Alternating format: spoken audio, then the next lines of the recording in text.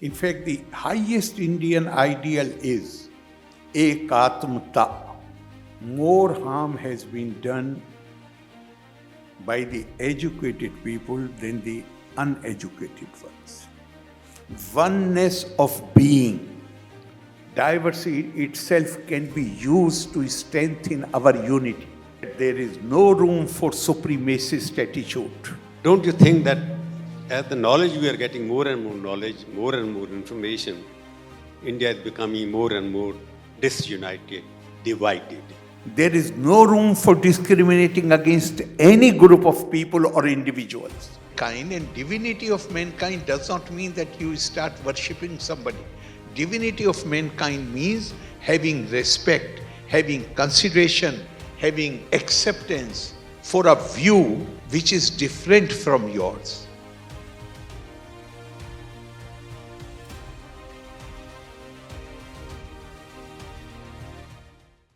I need not introduce His Excellency Arif Mohammed Khan. He has been here quite regularly, and he's one of the most outstanding scholar I call now, because he's no more an active politician. And we are in the state of Tamil Nadu, where Sanskrit is quite spoken very well. And we have got a lieutenant governor here who speaks better Sanskrit than Tamil and Brahmins can speak even. He has the shlokas, he talks about Indian culture, he talks about Indian heritage in a much forceful manner than any one of our intellectuals can do. We gave him a topic this time because he didn't want to talk about various other things. So his topic, he will define himself, because I would give him the chance to give his, because he's rich in terms of presentation. I will request you to first. Thank you very much. Thank you very much, Prabhu Chawla ji. Ladies and gentlemen, I think the topic we are going to discuss is the education and place of morality in it. In fact, I had suggested to Prabhuji that I would like to speak on Indian knowledge system, where, and I had specifically mentioned that how without moral and ethical values on which Indian knowledge system focuses, without that, how dangerous the situation becomes. The Western concept of education is empowerment of the individual and the society. But the difference between Western concept and Indian concept is, for us, it is not merely the source. Education is not merely source of empowerment, but more importantly, it is source of liberation. However learned one may be, if one lacks the sense of ethical and moral values, then such a person runs the risk, or such persons, they may easily degenerate into brutes. Saksharo vipri tatve rakshaso bhavati dhurvam.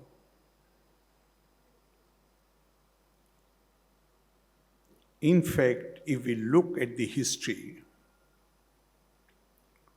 then more harm has been done by the educated people than the uneducated ones. There is no problem with the education. Education is absolutely essential. But since it empowers the individual and the groups, simultaneously, there should be the growth of knowledge must be accompanied by growth of wisdom. which means Sangya pragyam apekshate. The end and purpose of all scholarship is wisdom, which leads to virtuous life, not only of the individual, but of the societies. Indian civilization, Indian culture has always been recognized as knowledge culture. What is that knowledge? First, the importance for acquisition of knowledge. Tapa swadhyay niritam. Ever devoted to the pursuit of knowledge. And a question has been asked in one of the Upanishads. What is tapa?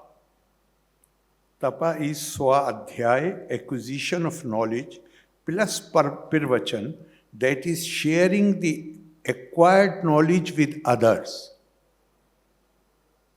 Swami Vivekananda, speaking on what is the purpose of life, he said, the purpose of life is not mere pursuit of pleasure. Rather, the purpose of life is pursuit of knowledge. Then he was asked the question, and what is the purpose of knowledge? The purpose of knowledge, he said, is the ability or to develop the ability to see intrinsic unity behind apparent diversity. That is the thrust. In fact, the highest Indian ideal is ekatmata, oneness of being. And if I may quote Adi Shankara, he said, Shilokardhena pirvakshani yadavanta grantha kotisha brahm satyam jagat mithya jivo brahmeva napara. A very powerful statement of oneness of being. He says there is no difference between the Jivatma and Paramatma. And that Paramatma in the form of Atma dwells in every living being. And that explains why he took 4 Mahavakyas from the 4 Vedas and gave each one of them to each of the mats which he established. Aham Brahmasmi, Tattvamasi, Pragyanam Brahma, Ayam Atma Brahma. All these great statements point to the divinity of mankind and oneness of mankind. This has been the focus of the Indian knowledge system. In fact, elsewhere, Adi Shankara, possibly in Vivek Chulavani, Adi Shankara said, Etavupadhi parajiva yotsayo samyang nirase na paro na jiva. Rajyam narendrasya bhatasya khetka istayor pohe na bhato na raja. He says, all these differences are matter of upadhi, title, and things associated with that. And he gives the simile of a ruler and his ordinary soldier. He says, if you remove the title and the regalia and make 2 of them stand together without this regalia and title and make them wear the same attire, then there is hardly any difference between the 2. So, Gyan, Vigyan, Sahitam, it does not mean that we don't have to pursue the physical sciences. But again, it may be any branch of learning, it gives you power. Equally important is the aspect how you use that power which comes as a result of education, as a result of learning. And all our cultural heritage, all our scriptures, ancient books of India, they all focus on this aspect. You have to develop that attitude where you look at others as extension of your own self. You recognize that the same divine which in the form of spirit dwells in you, dwells in the other person. If we learn this lesson, if we internalize it, and we recognize the divinity of the other person, will it ever be possible for me to put my foot on the foot of the other person? Today, the world is full of tensions. Threats are being held out to wipe out a particular. One group is threatening the other that we will wipe you out. We will finish your existence. 1948, under the aegis of the United Nations, we have signed United Nations Declaration of Human Rights. Why need arose? Because every culture in the world was defined either by race or language or the manner in which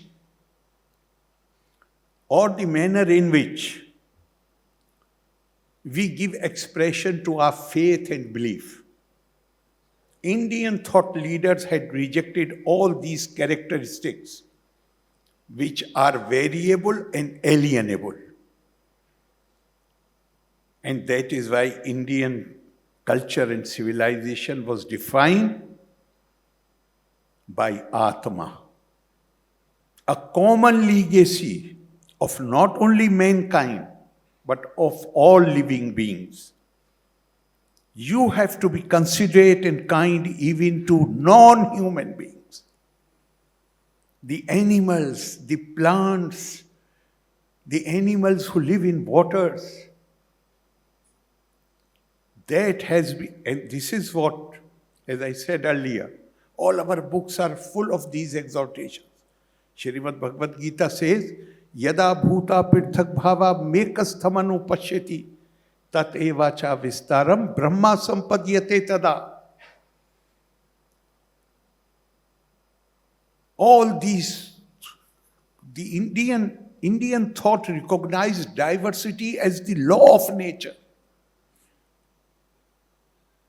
You have to, diversity is everywhere, but diversity is viewed with suspicion, distrust, discomfort. India, right from the beginning of our civilizational journey, when the proclamation was made, Ekam Sat Vipra Bahuda Vadanti, we have not only accepted diversity as a law of nature, but we respect diversity.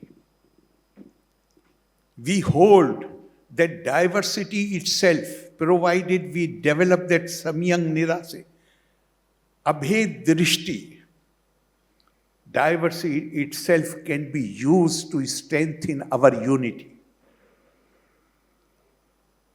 The world recognized in 1948 human rights based on the concept of dignity of mankind. Indian thought letters 1,000 years back, they gave the concept of divinity of mankind, which is more comprehensive than dignity of mankind, which includes everything.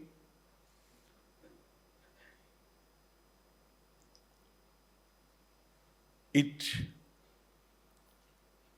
not only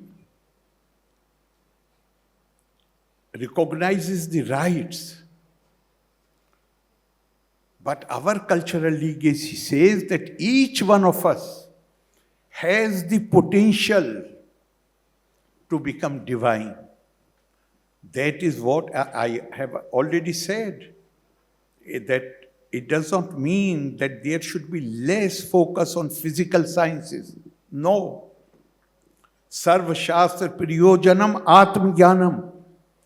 Whatever branch of learning you pursue, ultimately it should lead to realization that there is no room for supremacist attitude. There is no room for discriminating against any group of people or individuals. All are to be treated as extension of our own self, as potentially divine. This I feel, I hold, is the thrust of the Indian knowledge system. Loka samasta sukhino bhavantu. Thank you very much. Jai Hind.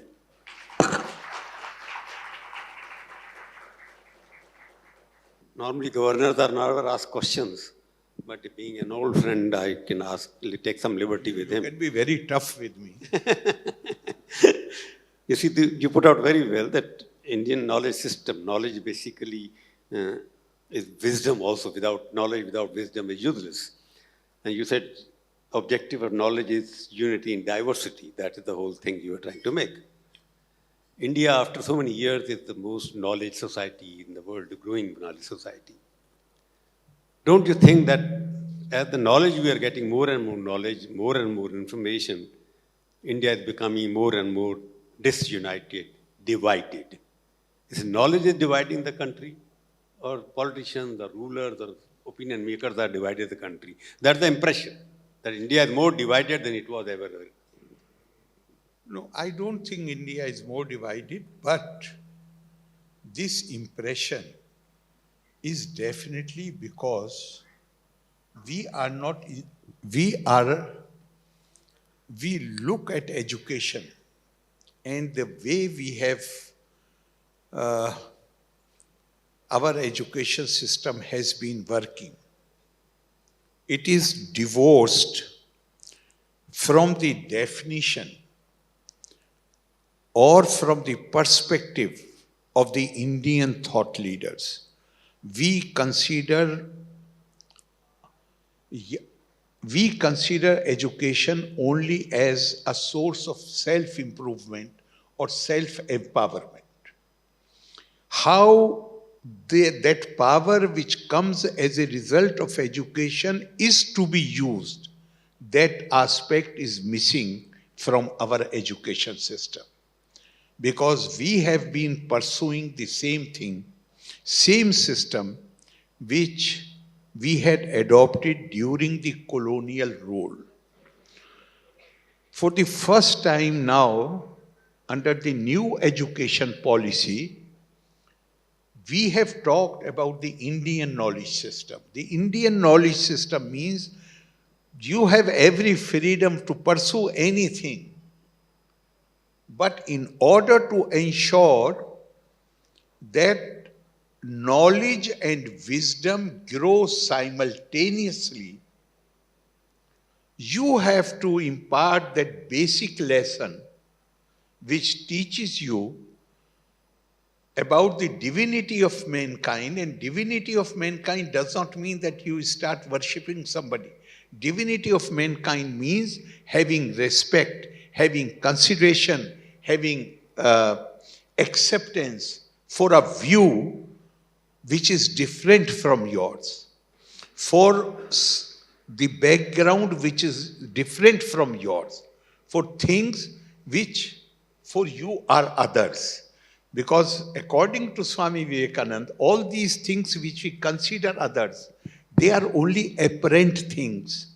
But behind this diversity, there is always intrinsic unity. In fact, there is a beautiful shlok from one of the Upanishads, which says, Manasa eva idam apta viyam neha nana asti kinchana.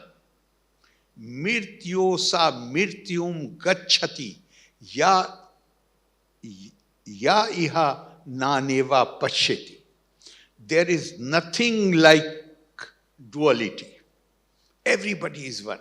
And those who consider the differences and diversity which they perceive as real, they travel from death to death. There is no scope for them to attain liberation. Since you are trying to say basically that faulty education system which we have inherited, which we are following for the last 75 years, is responsible for the current division in our society. It has to be changed. Are you saying that? I am saying that instead of blaming others, we have to look at our own actions. I'm not blaming her. I'm saying the education system. Blaming means the colonial power is not there anymore. So we can't keep blaming them. We have to blame ourselves. Why we have continued with the same system? Why we have not?